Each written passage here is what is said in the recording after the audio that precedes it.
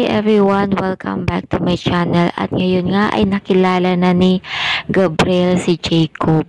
At nagtaka siya dito dahil nga noong makilala niya ito ay bilang partner or classmate lamang ni Hope nang ipakilala ito ni Hope sa kanila. At magaan na talaga ang loob niya dito dahil hindi niya akalain na ito pala ang kanyang anak.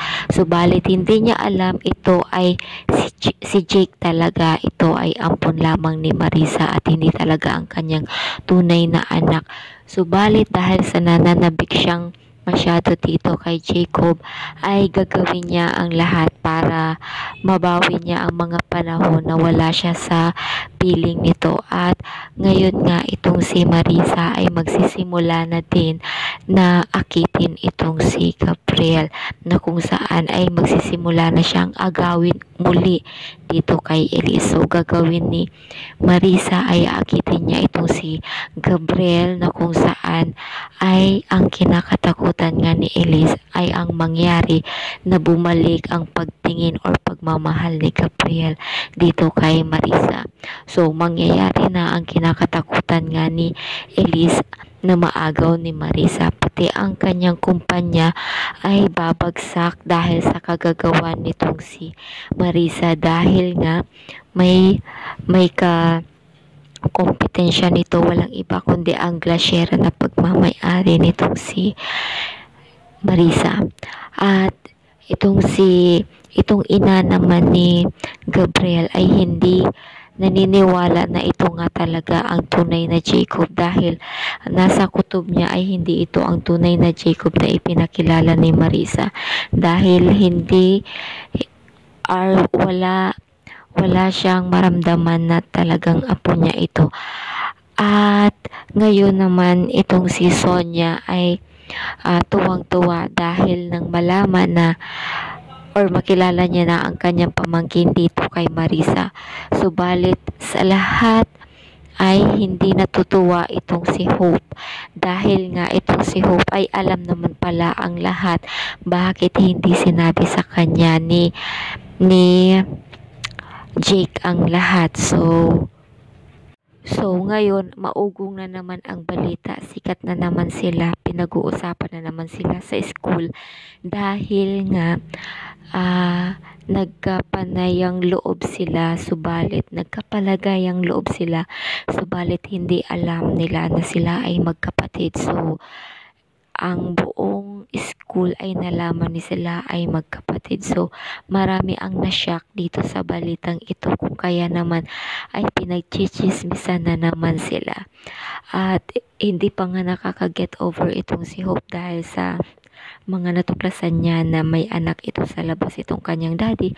At ngayon naman walang iba na magiging kapatid niya pala itong si Jake, na naging close niya na din at may pagtingin na din siya dito. Subalit wala siyang magagawa dahil ito ay ipinakilala na ni Marisa. Hanggang kailan kaya kakayanin ni Jake na magpanggap bilang anak ni Gabriel bilang si Jacob? At kailan kaya matitiis ni Jacob itong si Hope na sabihin sa kanya ang buong katotohanan na hindi sila magkapatid? So abangan natin yan sa mga susunod na episode. And then ang inaabangan natin na pagbagsak ng Sinyadosa, kung ano ang mararamdaman ni Elise at ano ang mga gagawin niya para muling makabangon.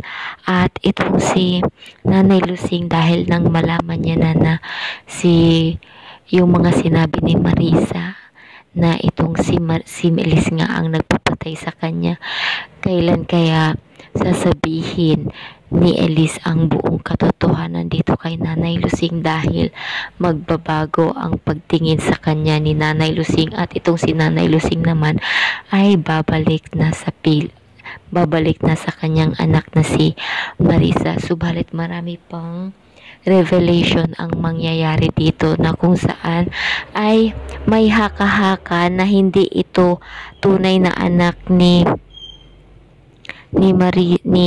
Nanay Lusing itong si Marisa.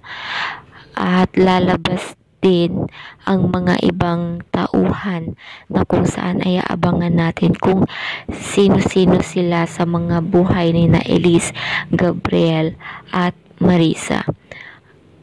So, itong si Oscar naman ay tunghayan din natin ang mga gagawin niya para mapigilan niya ang mga masamang balak ni Marisa laban dito kay Elise dahil nga magkakampi sila ni Elise. At ngayon naman itong si Madam ay proud na proud siya dito kay Marisa dahil sa mga ginagawa nito dahil hindi talaga ito patatalo kay Elise. So, pinapabilieve talaga ni Marisa itong si Madam. Kahit noon pa hanggang ngayon, believe na believe pa din hanggang ngayon itong si Madam dahil napakagaling naman talaga ni Marisa pagdating sa agawan or sa labanan. So, yan guys. So, thank you so much for listening to my story. And this is only a review and a theory. So, see you next episode and bye.